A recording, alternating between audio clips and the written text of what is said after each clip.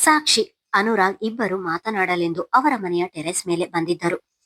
ಇಬ್ಬರು ಟೆರೆಸ್ ಮೇಲೆ ಬಂದು 2 ನಿಮಿಷಗಳಾದರೂ ಕೂಡ ಒಬ್ಬರಲ್ಲಿಯೂ ಮಾತಿಲ್ಲ. ಸಾಕ್ಷಿ ಭಯದಲ್ಲಿ ಕಂಬಿಯನ್ನು ಹಿಡಿದು ದೂರಕ್ಕೆ ಕಾಣುತ್ತಿದ್ದ ಮನೆಗಳನ್ನು ನೋಡುತ್ತಾ ನಿಂತಿದ್ದರೆ, ಅನುರಾಗ್ ಎದೆಗೆ ಕೈಕಟ್ಟಿ ಕಿರುಗಣ್ಣಿನಲ್ಲಿ ಅವಳನ್ನೇ ನೋಡುತ್ತಿದ್ದನು. ಅವಳು ಮಾತನಾಡುವುದಿರಲಿ, ಅವನೆಡೆಗೆ ನೋಡದೇ ಇರುವುದನ್ನು ನೋಡಿದವನು ನಿಧಾನವಾಗಿ ಸರಿದು ಅವಳ ಸಮೀಪ ನಿಂತು ಕಂಬಿ ಹಿಡಿದಿದ್ದ ಅವಳ ಕೈ ಮೇಲೆ ತನ್ನ ಹಸ್ತ ಊರಿದನು. ಅನುರಾಗ್ನ ಸ್ಪರ್ಶವಾಗುತ್ತಿದ್ದಂತೆ ಅವಳ ಹೃದಯದ ಬಡಿತ ಹೆಚ್ಚಾಯಿತು. ಹೀಗೆ ಸುಮ್ಮನೆ ನಿಂತರೆ ಹೇಗೆ ಸಾಕ್ಷಿ, ಏನಾದ್ರೂ ಮಾತನಾಡಿ ಎಂದನು. ಮಾತನಾಡಬೇಕು ಎಂದು ಕರೆದುಕೊಂಡು ಬಂದದ್ದು ನೀವು ಸರ್, ನಾನೇನು ಮಾತನಾಡಲಿ ಎಂದಳು. ಅವಳ ಮಾತಿಗೆ ಮುಗುಳು ನಕ್ಕವನು ಕಂಬಿ ಹಿಡಿದಿದ್ದ ಅವಳ ಕೈ ಬಿಡಿಸಿ ತನ್ನತ್ತ ಎಳೆದುಕೊಂಡು ತನಗೆ ಒತ್ತಿದಂತೆ ಅವಳ ಭುಜ ಹಿಡಿದು ನಿಂತು, ಹಿಂದೆ ಆಗಿದ್ದನ್ನು ಆದಷ್ಟು ಬೇಗ ಮರೆಯುತ್ತೀರಾ ಎಂದು ತಿಳಿದಿದ್ದೇನೆ ಸಾಕ್ಷಿ. ಇನ್ನು ಮುಂದೆ ನಿಮ್ಮ ತಲೆಯಲ್ಲಿ ಯಾವ ಯೋಚನೆಗಳು ಇರಬಾರ್ದು. ಅಲ್ಲಿ ಏನಿದ್ದರೂ ಮುಂದಿನ ನಮ್ಮಿಬ್ಬರ ಜೀವನ ಮಾತ್ರ ಇರಬೇಕು ಎಂದು ಅವನು ಹೇಳುತ್ತಿದ್ದರೆ ಅದಾಗಲೇ ಸಾಕ್ಷಿಯ ಕಣ್ಣಿನಿಂದ ನೀರು ಇಳಿಯುತ್ತಿದ್ದವು.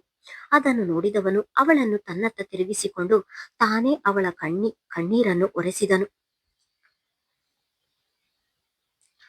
ನಾನು ನಿಮಗೆ ಮಾತು ಕೊಡ್ತೀನಿ ಸಾಕ್ಷಿ, ನಿಮ್ಮ ನೆರಳಿಗೂ ಕಷ್ಟ ಬರದ ಹಾಗೆ ನೋಡಿಕೊಳ್ತೀನಿ. ನೀವು ಎಲ್ಲವನ್ನು ಮರೆತು ಮೊದಲಿನ ಹಾಗೆ ಆಗುವುದು ನಾನು ಹೇಳಿದಷ್ಟು ಸುಲಭ ಅಲ್ಲ ಎಂದು ನನಗೂ ಗೊತ್ತು. ಆದ್ರೆ ನನಗೆ ನನ್ನ ಪ್ರೀತಿ ಮೇಲೆ ನಂಬಿಕೆ ಇದೆ. ನನ್ನ ಪ್ರೀತಿ ನಿಮ್ಮನ್ನು ಆದಷ್ಟು ಬೇಗ ಬದಲಾಯಿಸುತ್ತೆ ಎನ್ನುವ ಕಾನ್ಫಿಡೆನ್ಸ್ ಇದೆ. ನನ್ನ ಕಾನ್ಫಿಡೆನ್ಸ್ ಅನ್ನು ನಿಜ ಮಾಡ್ತೀರಾ ಅಲ್ವಾ ಎಂದರೆ ಅವಳು ಮತ್ತೇನು ಮಾತನಾಡಲಿಲ್ಲ. ಆಗಲೂ ಅವಳು ಮಾತನಾಡದೆ ಇರುವುದನ್ನು ನೋಡಿದವನು, ನಿಮ್ಮ ಬಾಯಿಯಲ್ಲಿ ಏನಾದ್ರೂ ಮುತ್ತುಗಳನ್ನು ಇರಿಸಿಕೊಂಡಿದ್ದೀರಾ ಹೇಗೆ ಎಂದನು. ಅದಕ್ಕೆ ತಟ್ಟನೆ ತಲೆ ಎತ್ತಿ ಅವನನ್ನೇ ನೋಡಿದವಳು, ಯಾಕೆ ಎಂದಳು. ಮತ್ತೆ ಮಾತನಾಡಿದ್ರೆ ಬಾಯಿಯಲ್ಲಿರುವ ಮುತ್ತು ಉದುರುತ್ತೆ ಎನ್ನುವ ಹಾಗೆ ಆಡ್ತಿದ್ದೀರಲ್ಲ ಎಂದು ಮುಗುಳು ನಕ್ಕನು. ಅವನ ಮಾತಿಗೆ ಸಾಕ್ಷಿ ಕೂಡ ಬಲವಂತದಿಂದ ತುಟಿಯರಳಿಸಿದಳು. ಅವಳು ನಕ್ಕಾಗ ಅವನ ಕಣ್ಣಿಗೆ ಬಹಳವೇ ಮುದ್ದಾಗಿ ಕಂಡಳು. ಅವಳ ಕೈ ಬಿಟ್ಟು ಒಂದು ಹೆಜ್ಜೆ ಹಿಂದೆ ಸರಿದು ನಿಂತವನು, ನಿಮಗೆ ಇನ್ನೊಂದು ಏನೋ ಹೇಳ್ಬೇಕಿತ್ತು ಎಂದನು. ಅದೇನು ಹೇಳಿ ಎಂದಳು. ಯು ಆರ್ ಸೋ ಬ್ಯೂಟಿಫುಲ್, ಇವತ್ತಂತೂ ತುಂಬಾ ಮುದ್ದಾಗಿ ಕಾಣುತ್ತಿದ್ದೀರಾ. ನನಗೆ ಪ್ರತಿದಿನ ನಿಮ್ಮ ಈ ಅಂದವನ್ನು ಬಚ್ಚಿಟ್ಟುಕೊಂಡಿದ್ದೀರೇನೋ ಎನಿಸುತ್ತಿತ್ತು ಎಂದು ನಕ್ಕನು. ಅವನ ಮಾತು ಕೇಳಿ ಒಡನೆ ಥ್ಯಾಂಕ್ಸ್ ಎಂದಳು. ಸರಿ ಬನ್ನಿ ಹೊರಡೋಣ, ಆಮೇಲೆ ಎಲ್ಲರೂ ಇವರೇನು ಇಷ್ಟೊತ್ತು ಮಾತನಾಡಲು ಹೋದ್ರು ಎಂದು ಯೋಚಿಸುತ್ತಾರೆ ಎನ್ನುತ್ತಿದ್ದ ಹಾಗೆ, ನಾನು ನಿಮ್ಮ ಬಳಿ ಏನೋ ಮಾತಾಡಬೇಕು ಎಂದು ತಡವರಿಸಿ ನುಡಿದಿದ್ದಳು. ಅವಳ ಮಾತು ಕೇಳಿ ಅವಳೆಡೆಗೆ ತಿರುಗಿ ನಿಂತವನು, ನಾನು ಕೂಡ ನೀವು ಮಾತನಾಡಲಿ ಎಂದು ತಾನೆ ಇಷ್ಟು ಸಮಯ ಕಾಯ್ದಿದ್ದು, ಅದೇನು ಹೇಳಿ ಎಂದನು. ಅದು ನಾನು ಮದುವೆ ತನಕ ಆಫೀಸ್ಗೆ ಬರೋಣ ಎಂದು ಯೋಚಿಸಿದ್ದೇನೆ ಎಂದಳು.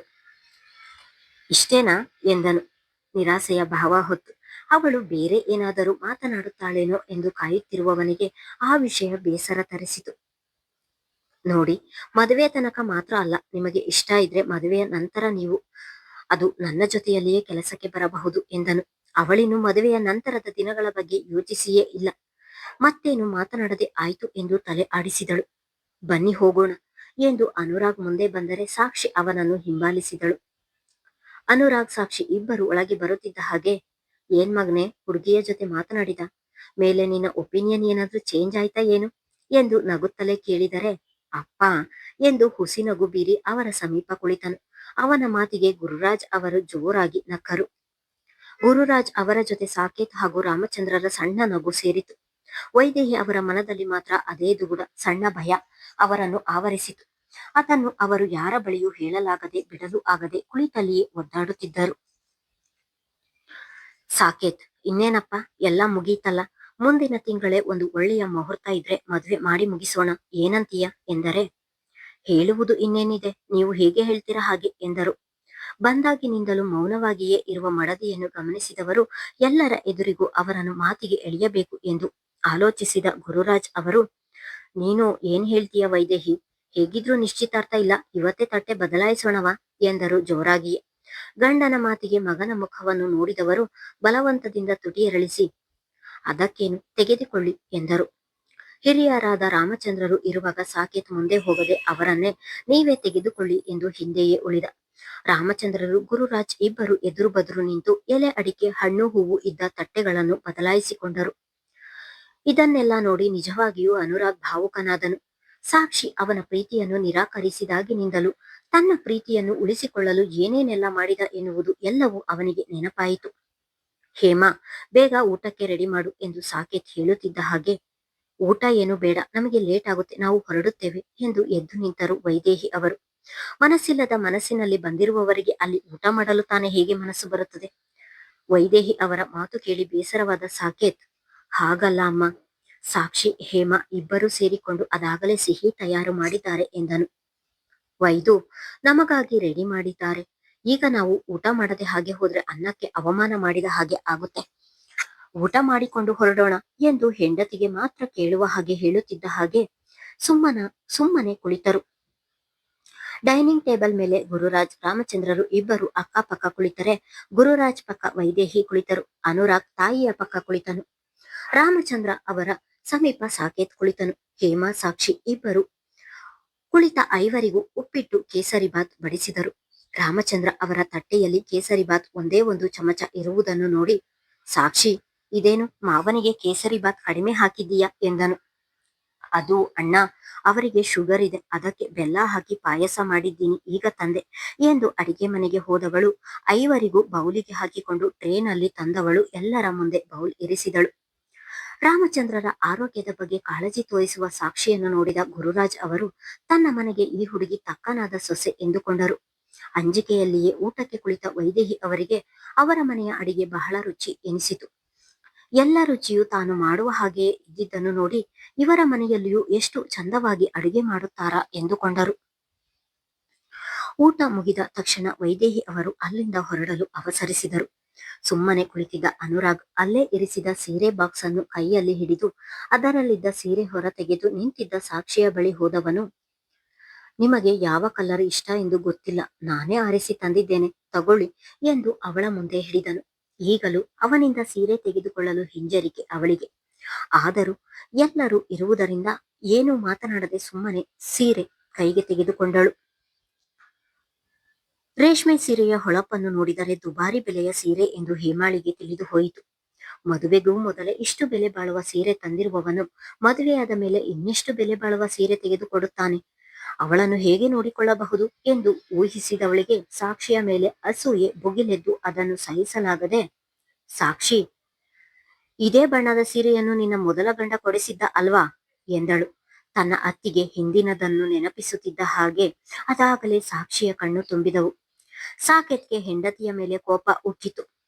ಹೇಮಾ, ಈ ಸಮಯದಲ್ಲಿ ಅದು ಬೇಕಿತ್ತ? ಆದಷ್ಟು ಕೋಪವನ್ನು ಒಳಗೆ ತಡೆದು ಹೇಳಿದನು. ಹಾಗಲ್ಲ ರೀ, ಕಲರ್ ಇಷ್ಟ ಆಗುತ್ತೋ ಇಲ್ವೋ ಅಂದ್ರಲ್ಲ, ಅದಕ್ಕೆ ಹಾಗೆ ಹೇಳಿದೆ ಎಂದು ತನ್ನ ಮಾತನ್ನು ಸಮರ್ಥನೆ ಮಾಡಿಕೊಂಡಳು ಹೇಮಾ.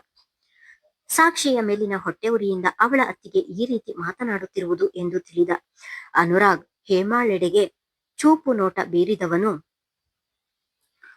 ಸಾಕ್ಷಿ, ನಿಮ್ಮ ಬಳಿ ಯಾವ ಕಲರ್ ಸೀರೆ ಇಲ್ಲ ಎನ್ನುವುದನ್ನು ಹೇಳಿ, ಅದು ಅಂಗಡಿಯಲ್ಲಿ ಸಿಗಲಿಲ್ಲ ಎಂದರೆ ನಿಮಗೆ ಇಷ್ಟವಾದ ಡಿಸೈನ್ ಅನ್ನು ನೈಗೆ ಮಾಡುವವರ ಬಳಿ ನೇಯಿಸುತ್ತೇನೆ ಎಂದನು.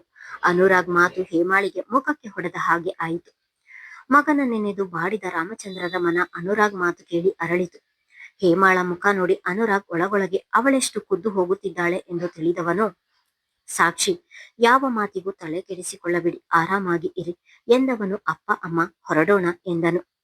ಎಷ್ಟೊತ್ತಿಗೆ ಇಲ್ಲಿಂದ ಹೊರಡುತ್ತೇನೆ ಎಂದು ಕಾಯುತ್ತಿದ್ದ ವೈದೇಹಿಯವರು ತಟ್ಟನೆ ಎದ್ದು ನಿಂತು, ಸರಿ, ನಾವಿನ್ನು ಹೊರಡ್ತೀವಿ ಎಂದು ಹೇಳಿ ಅಲ್ಲಿಂದ ಹೊರಟರು. ಸೀರೆ ಹಿಡಿದು ನಿಂತಿದ್ದವಳು ತುಂಬಿದ ಕಣ್ಣುಗಳಿಂದ ತನ್ನ ಕೋಣೆಗೆ ಬಂದಳು ಸಾಕ್ಷಿ. ಆವತ್ತು ಆಕ್ಸಿಡೆಂಟ್ ಆದಾಗಲೇ ನಾನು ಸಾಯಬೇಕಿತ್ತು. ಆ ದೇವರು ನನ್ನನ್ನು ಯಾಕಾಗಿ ಬದುಕಿಸಿದ?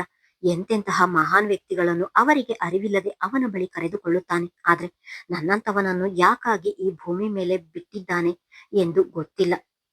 ನನ್ನಂತವನು ಅನ್ನಕ್ಕೆ ದಂಡ, ಭೂಮಿಗೆ ಭಾರ ಅಷ್ಟೇ. ಅಪ್ಪ ಅಮ್ಮ ಕಟ್ಟಿಕೊಂಡವಳಿಗೆ ಎಲ್ಲರಿಗೂ ಮೋಸ ಮಾಡಿದವನು ನಾನು.